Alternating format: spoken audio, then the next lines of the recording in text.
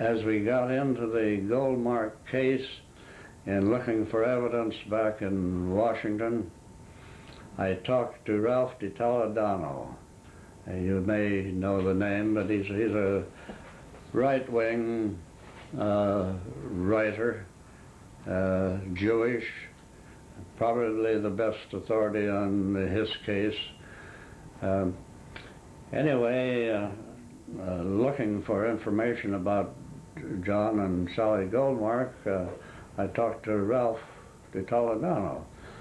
And he said, well, I don't know, but he said, you might profit by taking a look at the house where they lived out in Accokeek, Maryland.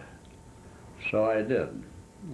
That opened up a whole new phase to me of what was happening within the government and as to communist activity. This house at Accokeek had been acquired by a certain person high in the government, and he had turned it over to the Perlow-Kramer spy group. And that's significant because it became, the house at Accokeek became a sort of a boot camp for young radicals particularly from Harvard, who were sent down there by Frankfurter and others, and it became more or less a boot camp for the selection of bright young men to go into the New Deal government.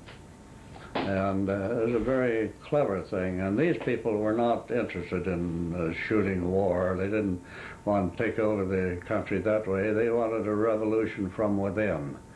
And that's a story in itself, which I'm writing a book on. But anyway, John and Sally came to Okanagan, acquired this ranch, and I think John loved that life.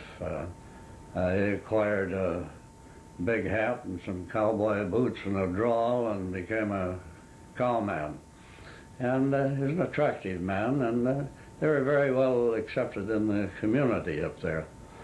By that time, I knew that Sally had been in the Communist Party and that she had not told the truth to the FBI and others. I knew quite a bit about her by that time. What hadn't she told the truth about? Oh, she didn't tell the truth about how long she'd been in the Communist Party, what she did there, who she knew.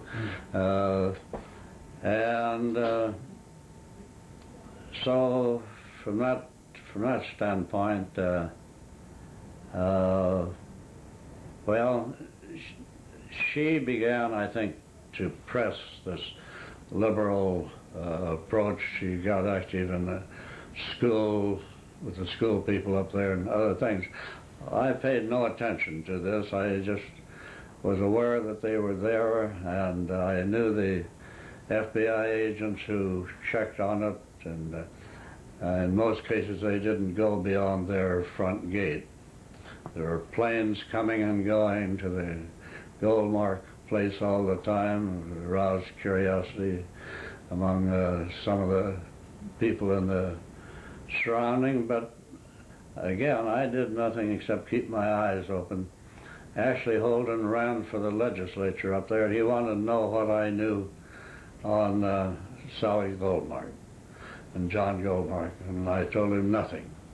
I did not feel that he could properly handle even the information that I had, so I did not tell him anything.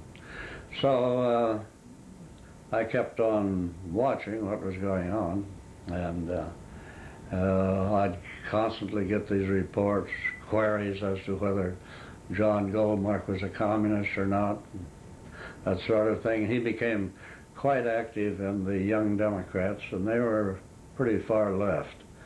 And anyway, it was just another of the things that I had to do, and I did what I could, and no more. And it was only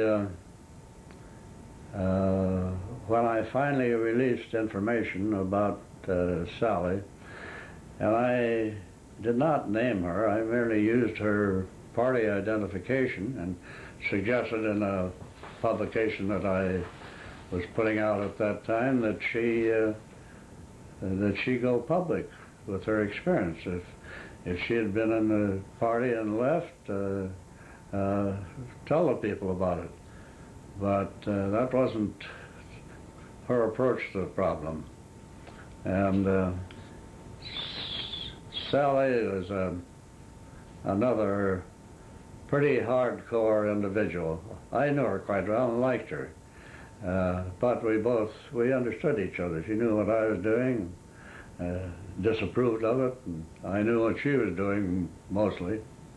And so I left it there. Even at the Goldmark trial, I didn't permit my attorney to bring things in that I could have that would have been damaging to her.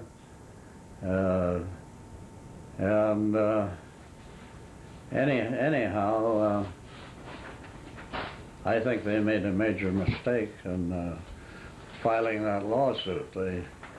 They were after my butt, and naturally, and Ashley Holden they took for good measure, and then Lois Gillespie, they brought him in because he was a millionaire. They thought they might get some money out of it. They knew they wouldn't get any out of me, and very, very little out of Ashley. But anyhow, I think that was a major mistake on their part. That was actually filed and carried on by the ACLU. And there again, that's the ACLU is a story within itself.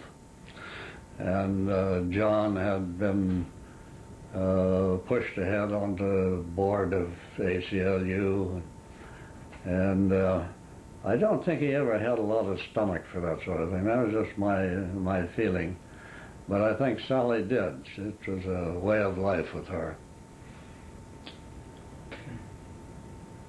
But anyway, since then I've been amazed at how many newspapers and newspaper men have written that John Goldmark won that case, and he didn't.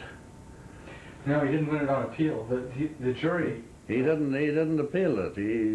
Right. He paid the costs because he was required to as a loser.